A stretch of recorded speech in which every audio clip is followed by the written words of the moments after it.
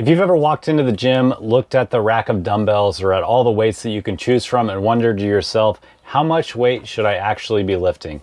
Well, you're not alone. Choosing the right weights is a critical part of getting stronger, building muscle, and avoiding injury. Yet so many people just guess at what they should be using or just stick with the same weights year after year. Whether you're brand new to strength training or if you've been lifting for a long time and just want to make sure that you're pushing yourself enough, this episode is going to give you the tools that you need to pick the right weights for your workouts. So let's get to it.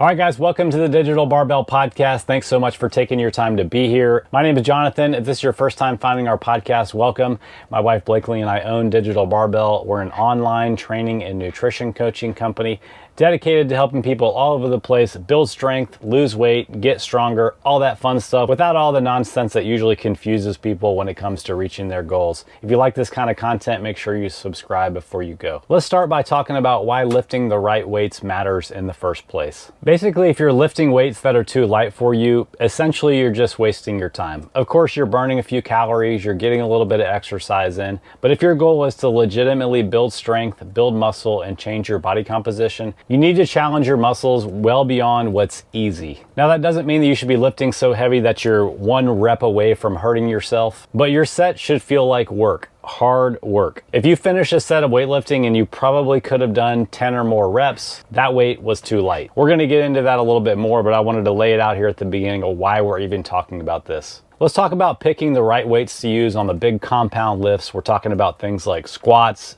bench press, deadlifts, and overhead presses. These kind of lifts recruit multiple muscle groups, multiple joints at the same time, and these should be the foundation of any good strength program. And since these lifts involve a lot of muscles all at once, you can probably lift more weight than you think you can. Here's a good rule that we use for these compound lifts. You should be lifting about 80% of the most that you can do for one single rep, otherwise known as your 1 rep max. Maybe you're thinking, well, I don't know what my 1 rep max is and I don't really have any interest in maxing out either. A simple way to figure out what your estimated 1 rep max is to find a weight that you can do safely, but is the most that you can do for 3 reps, and then find an online calculator to plug that into, and it'll spit out your estimated 1 rep max. I'll put a link to one in the description below. The reason that it's important to find this weight that you can do for somewhere between 3 and 5 reps on a set is because it's a great way to balance finding a weight that's challenging enough to actually make you stronger and build muscle without using a weight that's so light that you have to do a million reps, really just build a lot of muscular endurance,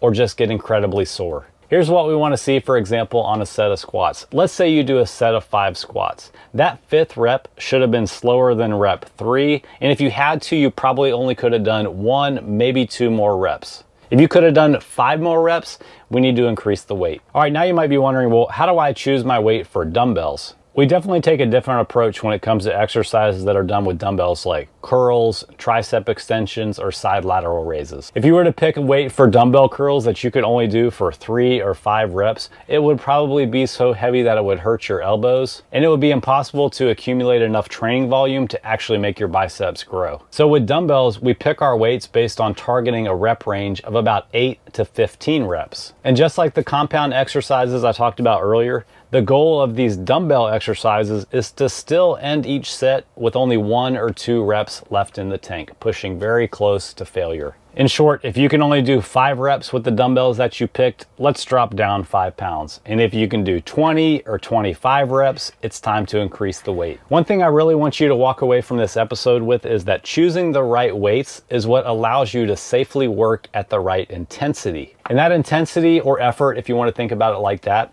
is the main thing that when combined with a smart program and consistency, what separates people who get amazing results from people who just seemingly spin their wheels goals for years. In our 10 plus years of coaching people, we've identified the top 10 reasons that you could be working out, but you don't look like it. The reasons range from eating the wrong amount of food to doing the wrong kind of workouts.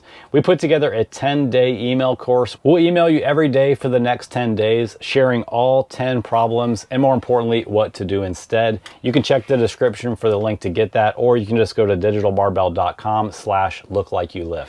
And if you want to just hand the keys of your training and nutrition over to us so you can focus on other things in your life, I'll put a link below where you can check out our program pricing and options. Have a great day.